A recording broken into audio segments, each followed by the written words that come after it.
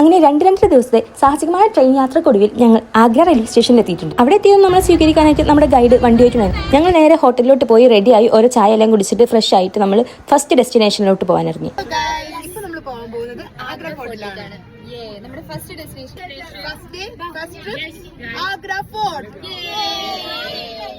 ഇതേ നമ്മൾ ആഗ്ര ഫോർട്ടിൽ എത്തിയിട്ടുണ്ട്. ഇതിനെ ജഹാംഗീർ മഹൽ അല്ലെങ്കിൽ അക്ബർ മഹൽ എന്നൊക്കെ പറയും.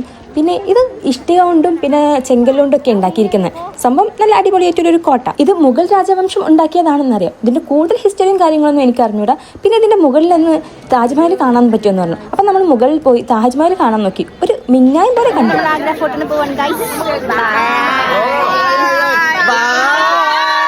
അങ്ങനെ വൈകുന്നേരത്തോടു കൂടി ഞങ്ങൾ അവിടെ നിന്ന് ഇറങ്ങി. പിന്നെ ഇന്ന് ഞങ്ങൾക്ക് വേറെ സൈറ്റ് സീനും കാര്യങ്ങളൊന്നുമില്ല. അപ്പം ഞങ്ങൾ വിചാരിച്ചു ഇന്ന് അവിടെ നിന്ന് എക്സ്പ്ലോർ ചെയ്യാം. അതുകൊണ്ട് ഞങ്ങൾ താമസിക്കുന്ന ഹോട്ടലിൻ്റെ തൊട്ടടുത്ത് തന്നെ ഒരു മെട്രോ സ്റ്റേഷൻ ഉണ്ട്. അപ്പം നമ്മൾ മെട്രോയിൽ കയറി അവിടെ ചുമ്മാ അവിടെ അടുത്തുള്ള സ്റ്റേഷനിലൊക്കെ ഒന്ന് ഇറങ്ങി പുറത്ത് പോയി ഒന്ന് പുകയൊക്കെ വിട്ടു നോക്കി. നല്ല പുക വരുന്നു വായിന്ന്. പിന്നെ കുറച്ചു നേരം പുറത്ത് നിന്നപ്പോൾ നമുക്ക് തണുപ്പ് സഹിക്കാൻ കഴിയാത്തതുകൊണ്ട് നമ്മൾ പെട്ടെന്ന് തന്നെ ഹോട്ടലിലോട്ട് വന്ന് ഫുഡ് കഴിച്ച് ഇനി നല്ലൊരു സുഖനിദ്രയിലോട്ട് പോട്ടെ.